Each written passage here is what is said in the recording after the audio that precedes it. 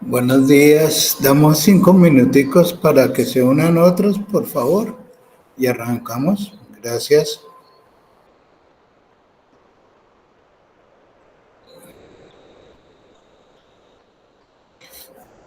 Bueno, todos han hecho resúmenes. Ya nos han entregado varios resúmenes.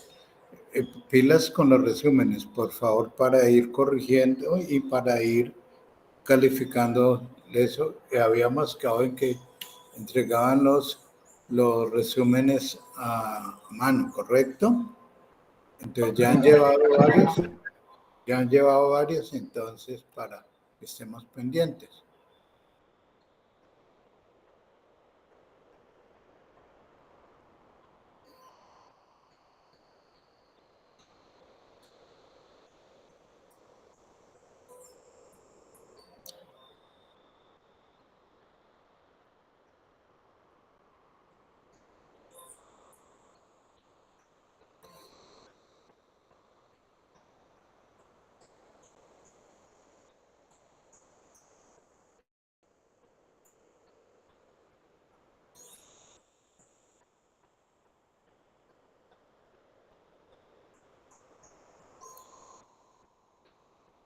Bueno, ¿están viendo la pantalla? Por favor, Sí, doctor. Ok.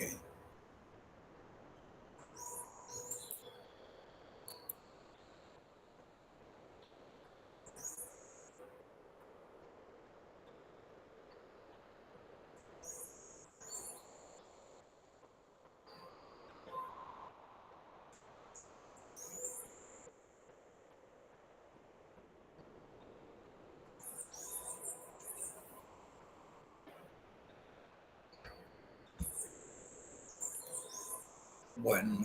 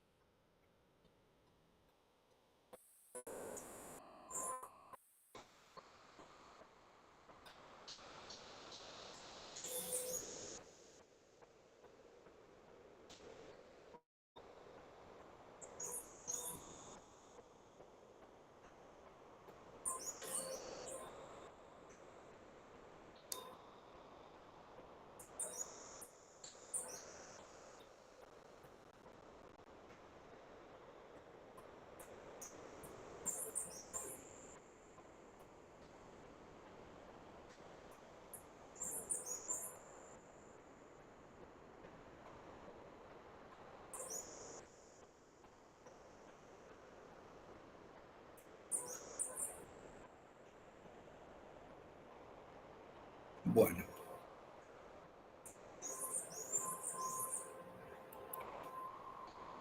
Listo, listo. Vamos. ¿Están viendo pantalla? Por favor, me dicen. Sí, profe. ¿Cómo?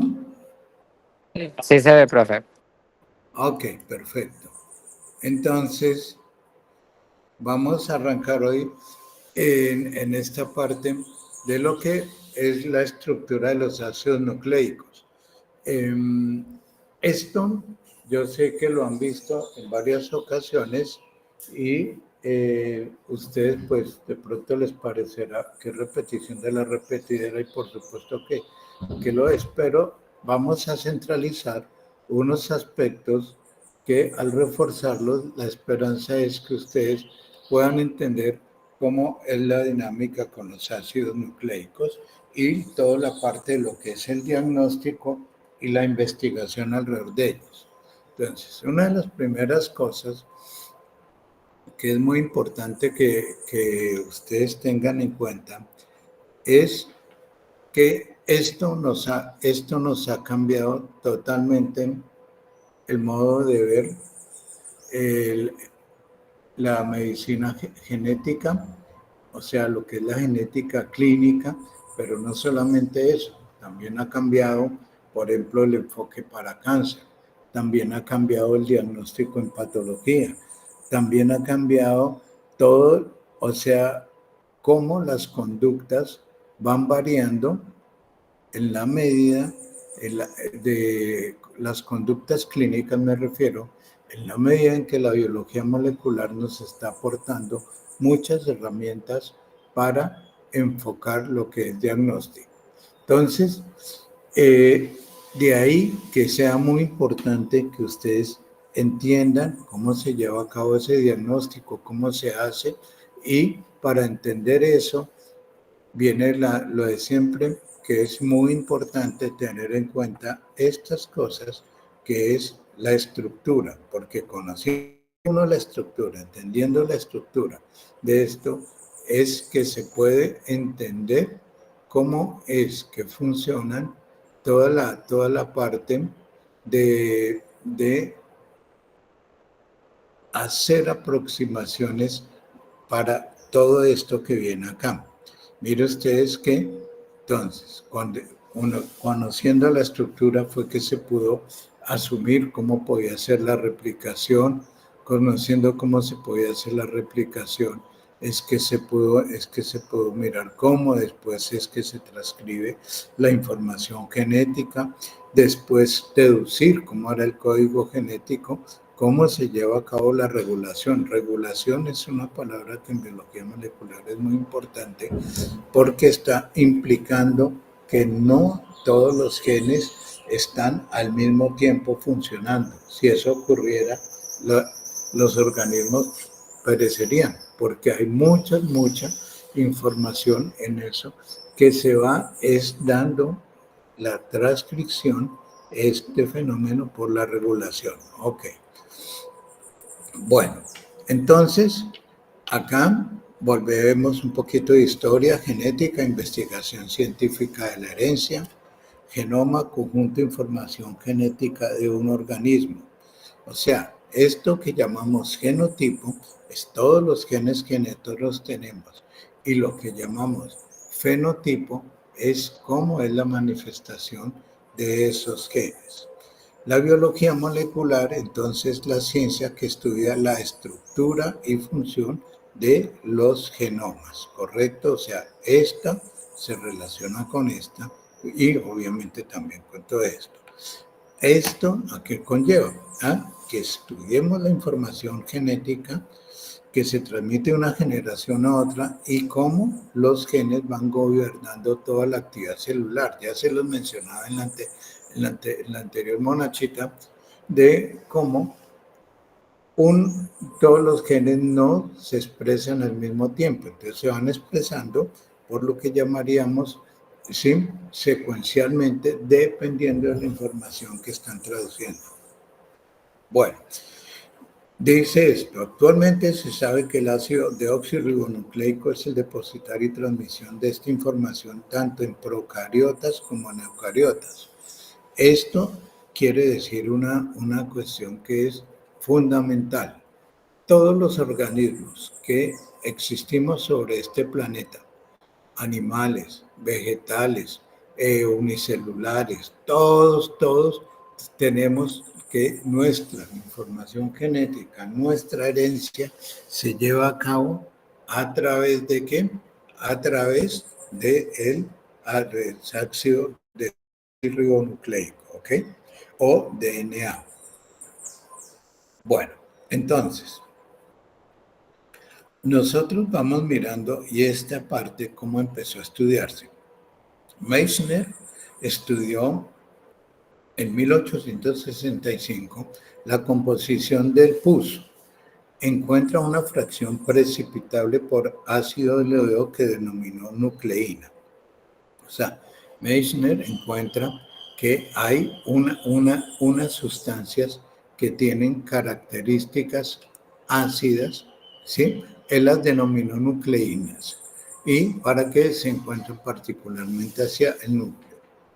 Fabius-Leven, ¿sí?, encontró un material parecido a la nucleína en el esperma de salmón y lo fraccionó en un componente que era proteico, que llamó protamina, y un componente que contiene fósforo, que es de carácter ácido, que Altman después denominó ácido nucleico. ¿Por qué ácido nucleico? Porque usualmente se encontraba, era pues en los núcleos. Entonces, cuando esto que describe Leven y Altman hace una hidrólisis química completa de un ácido nucleico, nos da una mezcla equimolar. Equimolar quiere decir que todas las fracciones que se encuentran ahí son, o sea, tienen la misma cantidad. O sea, una base nitrogenada heterocíclica, purina o pirimidina, tenía esto, una purina por una pirimidina. Y una pentosa, ribosa o desoxirribosa y el ortofosfato. Esto que serían cómo están compuestas estas sustancias, estas nucleínas. Entonces ellos determinan, sí, Altman, que estaba formado por 4 tipos distintos de nucleótido que después llamaron adenina, timina, guanina y citosina. Solamente eran estos 4. ¿Ok?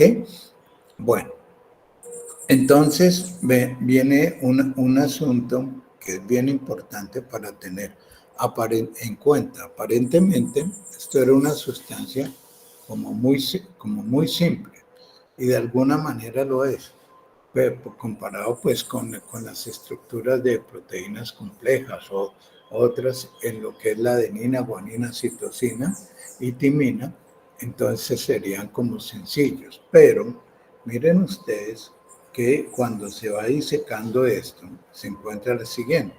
Los ácidos nucleicos son polímeros de muy alto peso molecular que están compuestos por nucleótidos.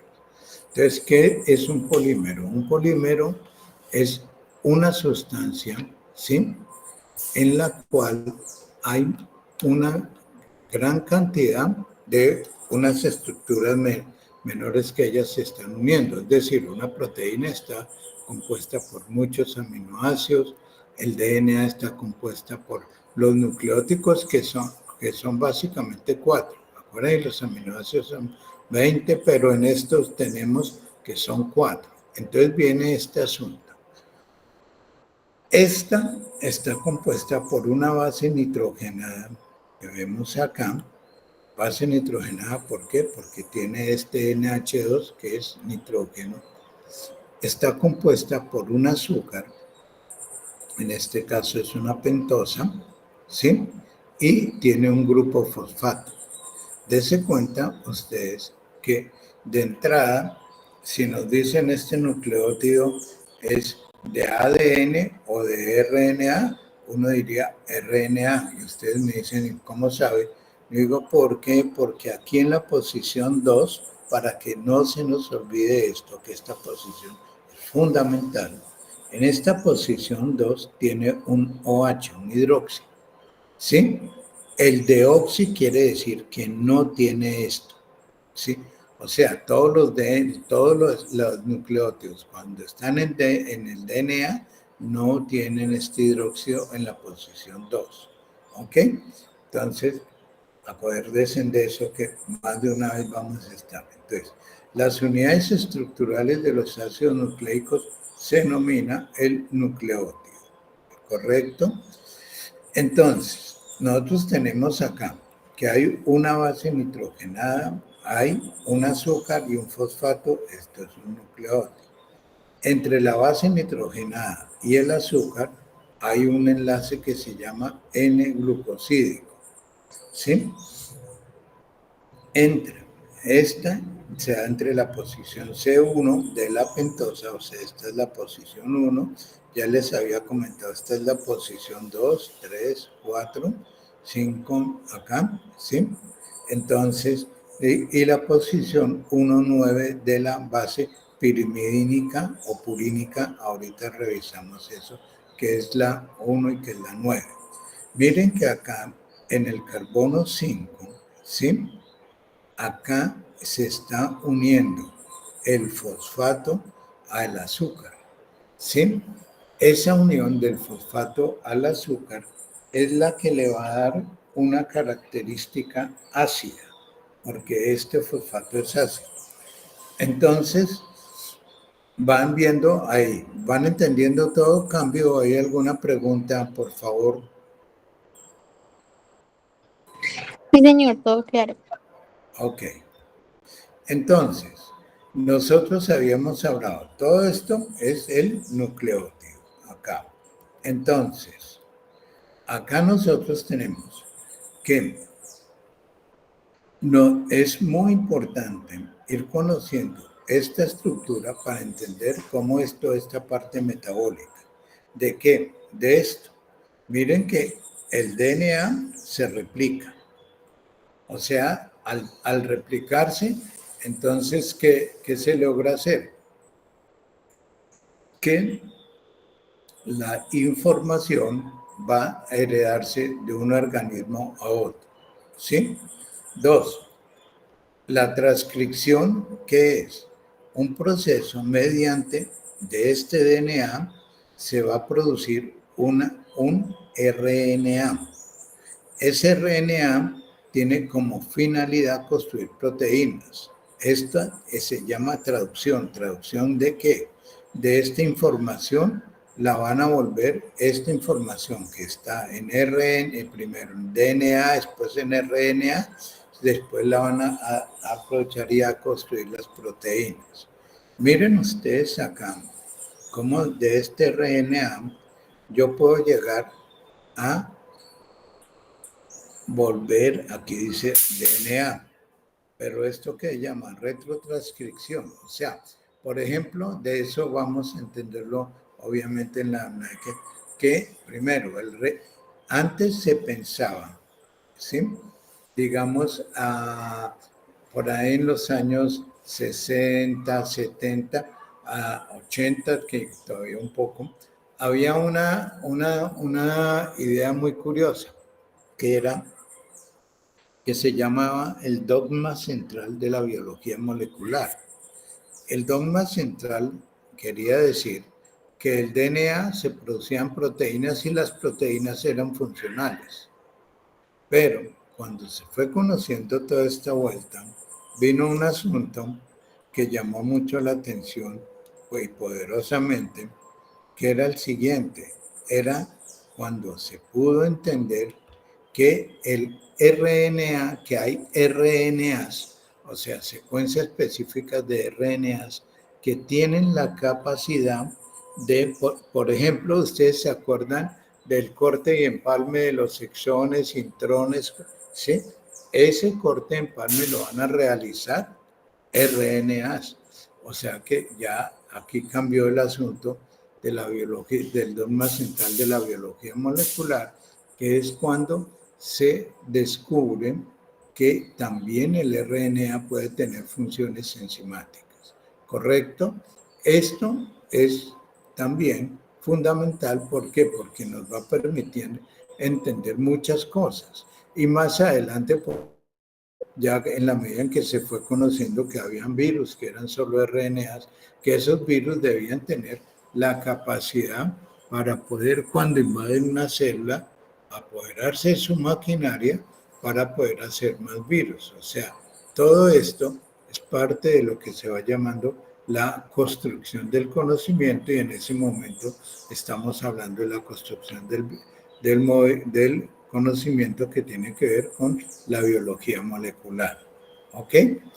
Entonces, esta secuencia aquí, bueno, ya nos explica toda esta parte acá, y tal vez aquí simplemente recordar dos cosas, ¿sí? Lo que era la regulación, que es cuando esto se va traduciendo, y la tecnología del DNA recombinante que se utiliza en medicina forense, diagnóstico molecular, pero ya no solamente se quedan a esos niveles, sino que se ha ampliado mucho, mucho. Bueno, entonces, habíamos hablado de que un nucleótido, o sea, ácido nucleico, tiene un azúcar, tiene una base nitrogenada y tiene un fosfato. Entonces, vamos a empezar en ese a disecar un poquito este asunto. Miren ustedes cómo, por composición, esta molécula acá es lo mismo que esta, pero tienen forma diferente. ¿Qué quiere decir? Mira, aquí tenemos una forma que se llama aldehído y otra furanosa, beta-furanosa. Esto estamos hablando de la misma, pero esta construcción de esto no va a ser igual a la construcción de esto, ¿correcto? O sea, aquí esto nos permite hablar de una cuestión. Los productos químicos se necesitan no solamente que estén completos, como acá, sino que también tengan una estructura, ¿sí?, que les va a permitir hacer las reacciones, ¿sí?, químicas que se van llevando a cabo, ¿ok? Entonces, ustedes ven acá composición de los ácidos nucleicos y seguimos con el azúcar. Ven acá cómo tenemos una ribosa, se las voy a mostrar primero. Ustedes ven 1, 2, 3, 4, 5 y aquí vemos un asunto bien curioso. ¿Tienen alguna pregunta? Hola. ¿Tienen preguntas? Cambio. No, señor. Ok. Entonces, ustedes ven acá esta estructura, como en la posición 2 tiene un hidroxi, en la posición 3 también.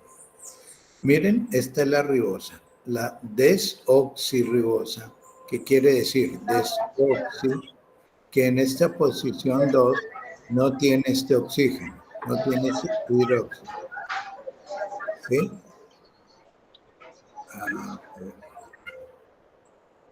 A ver. ¿Alguno tiene algún comentario o alguna pregunta, por favor?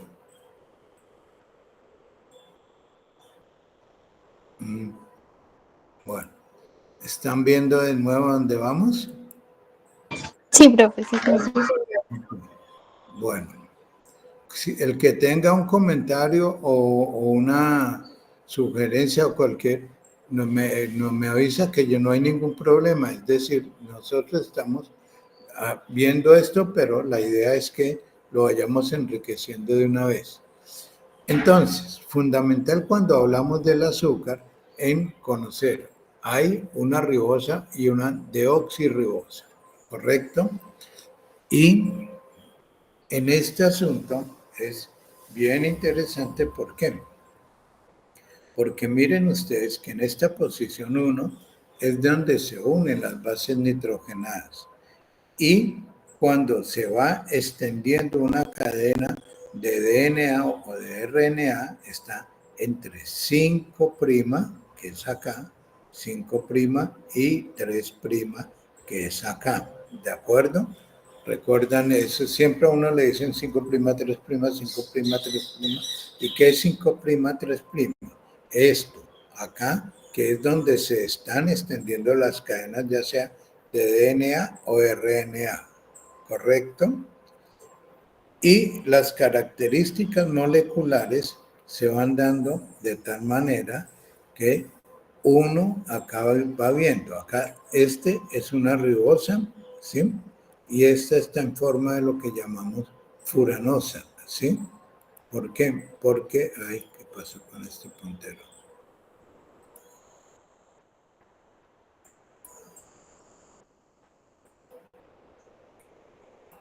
Bueno, porque en este tiene hidróxido en 2 y en 3. Y está esta forma del dedo que decíamos ahora que la estereoquímica, o sea, la forma de esto, no es igual a la forma de esto. ¿Y esto cómo se va cambiando? Por diluciones, o sea, por la concentración que hay en un fluido, ¿sí? Esto nos puede hacer que cambie esta estructura. Ok. Entonces, ese es el azúcar. Ahora vienen las bases nitrogenadas. Las bases nitrogenadas son diferentes para el ADN y el ARN, pues no todas, pero sí hay un cambio. ¿El cambio en cuál está? Ustedes ven acá adenina, timina, guanina y citosina. Acá en el ARN ustedes ven adenina, uracilo, guanina y citosina. Significa que esta timina va a tener una forma química diferente, o sea, tiene de diferentes enlaces dependiendo la forma si es en DNA o en RNA. Ustedes ven acá que las bases nitrogenadas pueden ser de dos tipos, pirimidinas y purinas. Miren ustedes cómo la pirimidina tiene solamente ¿qué? ¿Sí? Un anillo. Y ustedes ven que acá se va empezando a nominar 1, 2, 3, 4, 5, 6. Ven cómo las purinas, ¿sí? Tienen dos anillos, ¿correcto? Y ven acá cómo está acá 1, 2, 3, 4, 5, 6, 7, 8, 9. Pero ya son dos anillos. Entonces, nosotros tenemos anillo aromático heterocíclico con dos átomos de nitrógeno en las pirimidinas, anillo de pirimina más un anillo imidazol, que es este acá, que forma una estructura con 4 átomos de nitrógeno. 1, 2, 3, 4. ¿Ok? O sea, las purinas tienen dos átomos más de nitrógeno que las pirimidinas. ¿De acuerdo? Bueno. Entonces, ¿cuáles son las unas y las otras? Nosotros aquí vemos las purinas, ¿sí? Vemos que ahí son de dos tipos. Una que es la adenina y otra que es la guanina, ¿correcto? Entonces, ustedes ven esta 6 amino, 1, 2, 3, 4, 5, 6 amino, ¿sí? Purina. O sea, acá tendría 1, 2, 3, 4 y 5 nitrógenos. La guanina es 2 amino, 1, 2, 6 oxo, 1, 2, 3, 4, 5, 6 oxo, purina. Entonces vemos acá que tendría 2, 4, 5 también nitrógenos, pero además tiene un grupo oxo aquí en la posición 6, la guanina. Entonces, las purinas son ¿cuáles? La adenina y la guanina. Las pirimidinas, ¿cuáles son? Miren ustedes que este es un anillo sencillo. Entonces aquí vemos 1, 2, ¿sí? 2 oxo, 4 amino, pirimidina, ¿sí? Las pirimidinas, recuerden, tienen un solo anillo.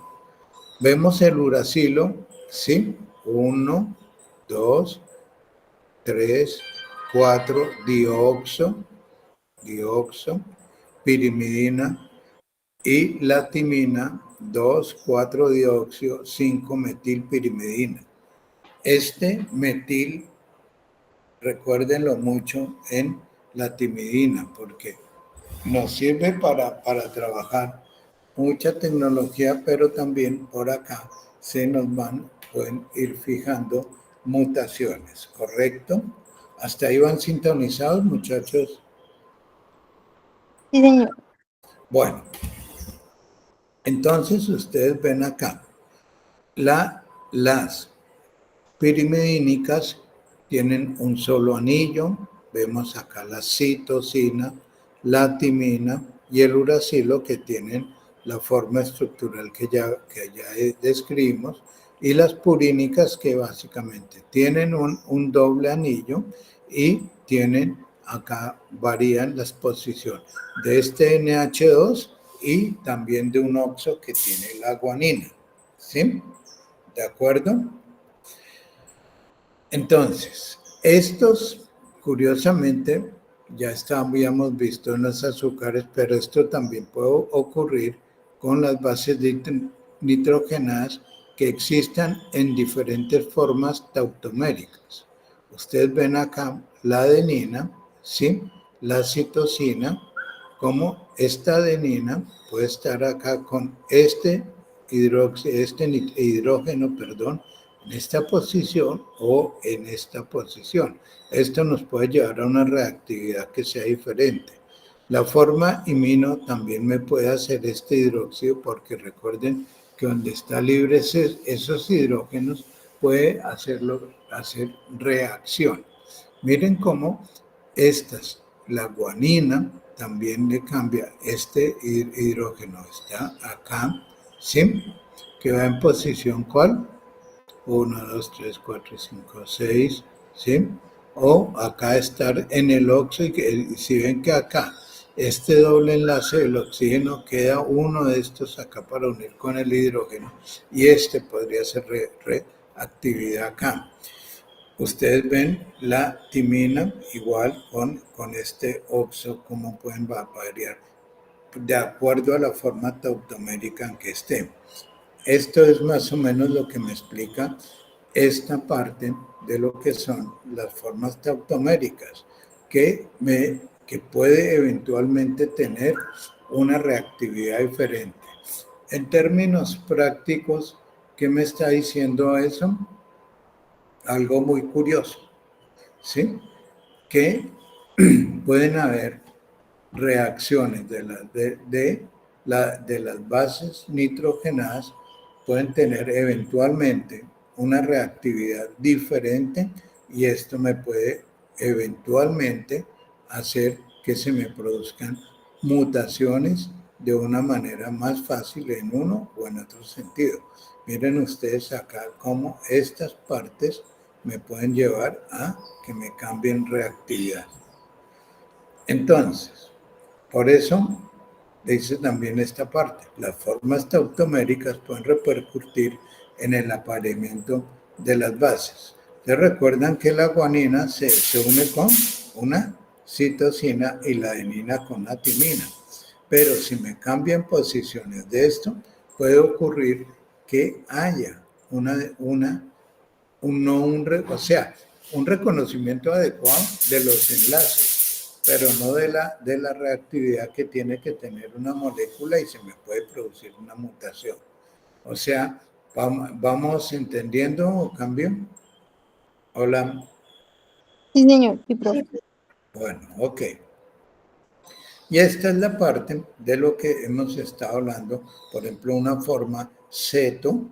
Acá ceto está en este doble enlace, el oxígeno, y una forma enol, o sea, esta hace una reacción más como una acetona y esta más como un alcohol, que es pues obviamente parecido, pero en términos, si ustedes se acuerdan de los productos químicos, ¿sí? Va a tener una cosa diferente la reacción de un enlace ceto de un enlace enol. ¿De acuerdo? ¿Cambio? Bueno, Sí, profe. entonces, ustedes miren acá. Los nucleótidos pueden presentarse en configuración sin o anti en función del enlace glucosídico. ¿Qué significa esto? Miren ustedes acá el azúcar, miren la base nitrogenada. Mírenlo cómo está esta forma sin adenosina si esta está hacia acá, o antiadenosina si está acá. Entonces, esto me permite decir una cosa. Si estamos fabricando una doble cadena, ¿dónde se va a unir la doble cadena? En esta forma, acá al frente. No miren acá, esto solamente que acá lo que se une. Si esta es una adenina al frente se uniría ¿con qué? Con una timina. Pero si esto está en otra forma, me puede cambiar este tipo de reactividad, y eso me puede llevar a una mutación, ¿correcto? Bueno, entonces, hemos hablado hasta acá de que hay una base nitrogenada que se une a un azúcar, ¿sí? ¿Qué es una base nitrogenada que se une a un azúcar, lo que conocemos como un nucleósido, ¿sí? O sea, base nitrogenada para más azúcar es un nucleósido. Aquí ustedes ven, con la adenina se llamaría adenosina, significa que la adenina tiene un azúcar. Guanina, guanosina significa que la guanina tiene un azúcar. La citosina, acuerden que el azúcar es común para todas las bases. La citosina, sí, más azúcar sería citidina, uracilo más azúcar, uridina y timidina con el azúcar, ¿ok? Entonces, nucleósido, base nitrogenada más azúcar y termina en ina. Bueno, propiedades químicas de los nucleósidos. Incremento marcado en la solubilidad con respecto a la base. O sea, a ver, les doy un ejemplo. Si ustedes se toman unos tragos y empiezan a tomar azúcar, ustedes se van a emborrachar mucho más rápido. ¿Por qué? Porque el azúcar ayuda a que se absorba más el alcohol. ¿Sí me entienden el ejemplo que le estoy dando? Entonces, ¿qué quiere decir esto?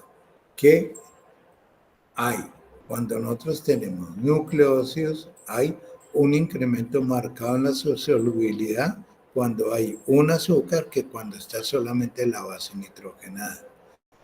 Tenemos que pueden tener reacciones propias de pentosas, reacción de orcinol y de difenilamina. Todo esto, pues obviamente son reacciones químicas que es muy importante que, o sea, si no se van a acordar que aquí hay una reacción de orcinol o de difenilamina, bueno, entonces al menos por ahí que lo tengan presente para que cuando se lo pregunten al menos lo busquen de cuáles son las reacciones químicas que tiene una pentosa. Y hay una absorción a 260 nanómetros como las bases aisladas. O sea, miren que esta reacción a 260 nanómetros es muy importante que la tengamos en cuenta. ¿Por qué? Porque es cuando utilizamos que con luz ultravioleta estamos tratando de mirar qué producto es.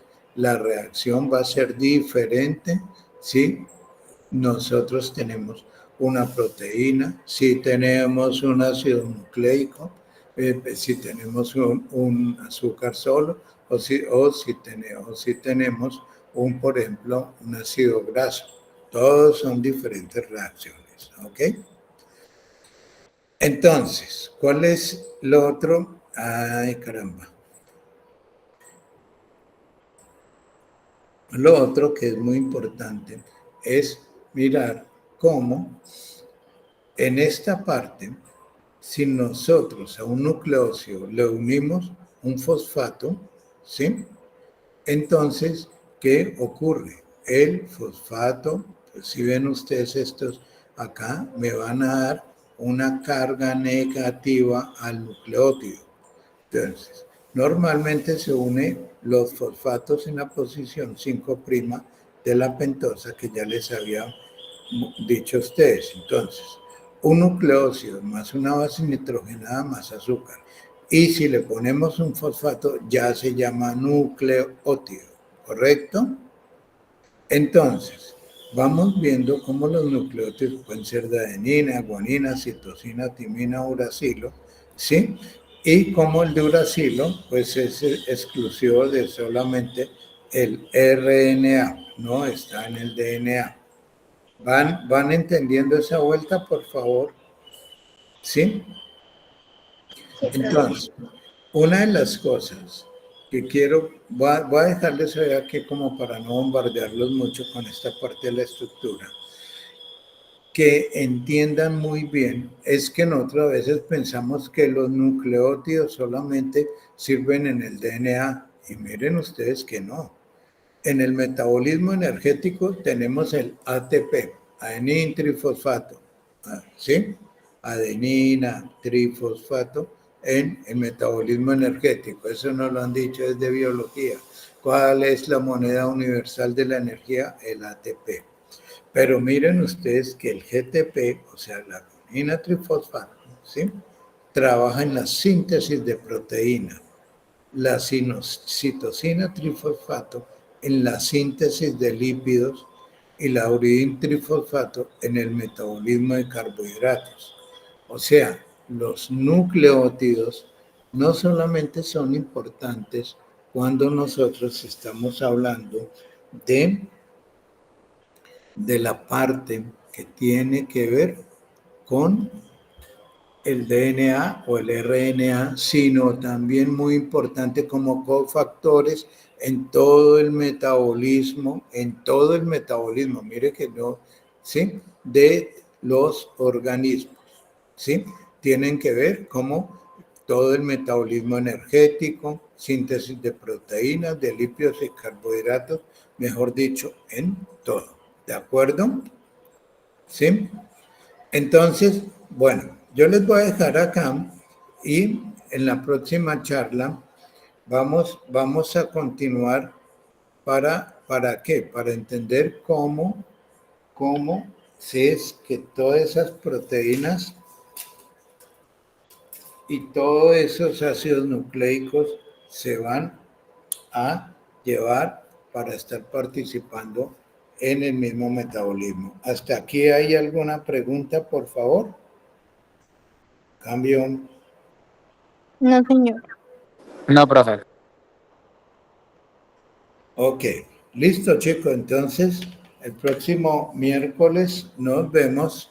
Entonces, para que vayan a... Bueno, esperemos que terminemos estructura para ese resumen, pero vayan haciéndolo, ¿ok?